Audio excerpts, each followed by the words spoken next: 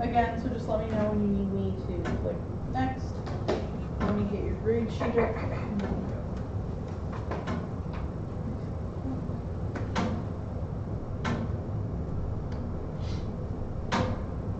Alright, whenever you're ready, Jonica, we can go. Standardized testing should be banned. I want you to sit back and think about how you had to wake up early on a Saturday morning, junior year, everybody wishing you good luck, you're nervous, your friends nervous, and your family's nervous as well. And all you could think about is, what if I don't do good? What if I don't get into a good school? Your parents are going to be upset if you don't do well. Well, how could you focus with all those inner noises bothering you, throwing you off track? Today I'm here to persuade you guys on why standardized testing should be banned. Let's start off by talking about the ACT and the SAT. My junior year, I had to take both, but I don't know why. But why should kids even have to take a test just to see if you're smart? Most people say it's just to test your teachers and see if they are teaching you at the right level and teaching you at a pace that you should be taught.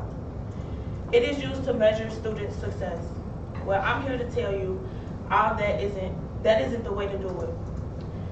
This causes nothing but stress, bad anxiety, and low self-esteem. In an article called Teachers' Perception says, standardized testing should not be used to get into school, especially if you're not born to be a good test taker. That just shows that everyone really isn't the same. Some people are great test takers and some people aren't, and some students aren't. A 20 on the ACT is like a 1040 on the SAT, which would place you in the 51st tile percentage nationally. Okay, next. Okay, this slide is about the standardized testing and its con. It hasn't improved students' achievements, which means that they didn't grow over time because of the testing. Some kids do, but some kids don't. It only tests a small part of education, which is basically math, reading, and writing. They don't test everything, only some parts of math, reading, and writing, not all of them. And it limits the curriculum. Being under stress while taking a test will put you in a bad space. It can really affect how a child thinks. Some kids become shy and end up scoring low. Low performances, an article by Shy Kids says, with kids being tested on how smart they are, it can make a child feel less of their self and feel if their friends score higher than them, they aren't as smart. That's not how you would want your child to feel. You want your child to feel good about themselves.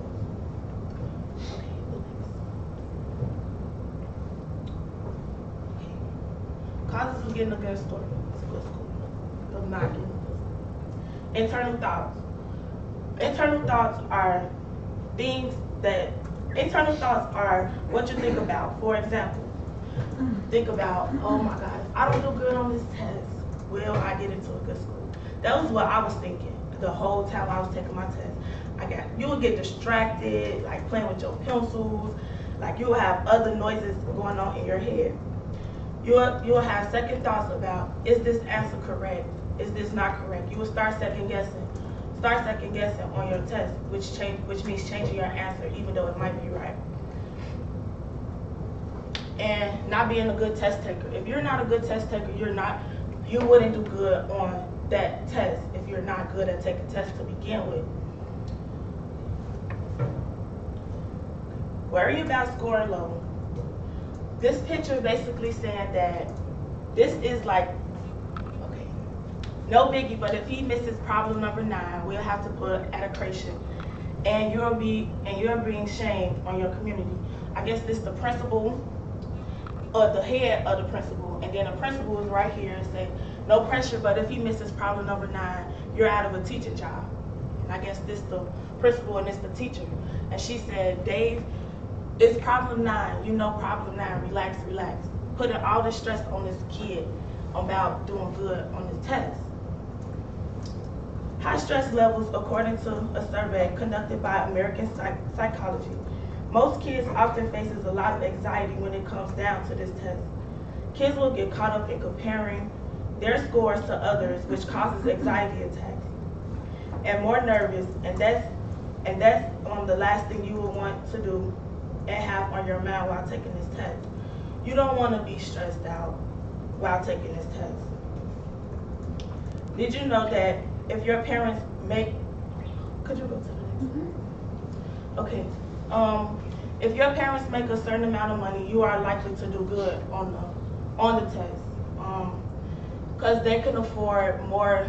They can afford to put you in private schools, give you tutoring,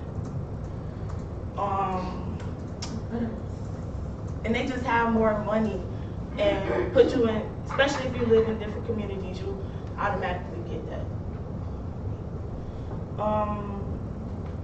Good amount of money. Okay. Did you know that if your parents making a good amount of money could change your score, which isn't fair for the kids who parents don't make a lot of money? According to standardized testing and school segregation says, based on the evidence, we argue that the intrinsic features of high stakes testing combined with current systems of school choice functions as mechanisms used for racial coding and facilitates segregation and compounds inequalities found in school, meaning race is also something that is dealt with in the testing system.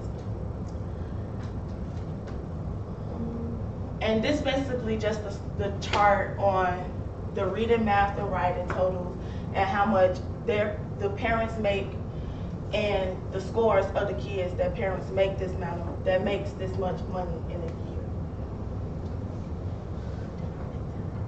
Thank you for listening to me talk about the pain, stress, and anxiety that the ACT and the SAT brings upon students.